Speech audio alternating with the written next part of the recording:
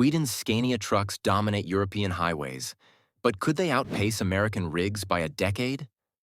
Let's dissect the tech, performance, and strategies proving this bold claim. Scania's 16.4-liter V8 engine delivers 3,700 Newton-meters torque and 770 horsepower, enough to haul 44 tons up a 10% gradient at 50 miles per hour.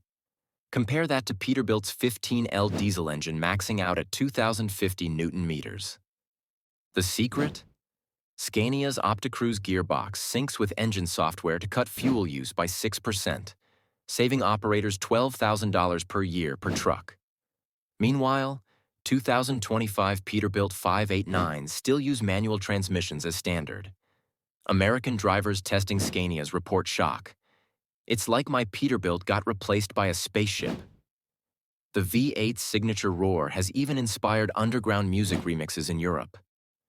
While Tesla Semi promises 500-mile ranges, Scania's 728 kilowatt-hour battery trucks already haul 40-ton loads for 400 kilometers, 248 miles, on single charges. Their secret weapon? Hydrostatic clutch systems allowing instant torque transfer between axles, a feature absent in Freightliner's 2025 e-Cascadia. Scania's electric trucks use world's greenest batteries with 90% recyclable materials. Compare that to Tesla's lithium-ion packs needing specialized recycling. By the first quarter of 2025, Scania delivered 104 zero-emission trucks versus Tesla's 50 semis. While Kenworth rolls out ADAS packages with lane-keeping assist, Scania deploys fully autonomous mining trucks in Australia's Pilbara region. These G5608 x 4 tippers navigate 200-degree Fahrenheit mine pits without drivers. Technology American brands haven't commercialized.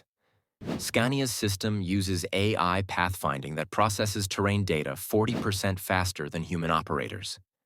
Scania's digital smart dash integrates real-time traffic, weather, and cargo data into AR displays. Drivers control HVS, navigation, and fleet comms via gesture commands, a feature Ford's 2025 Super Duty only offers in concept form.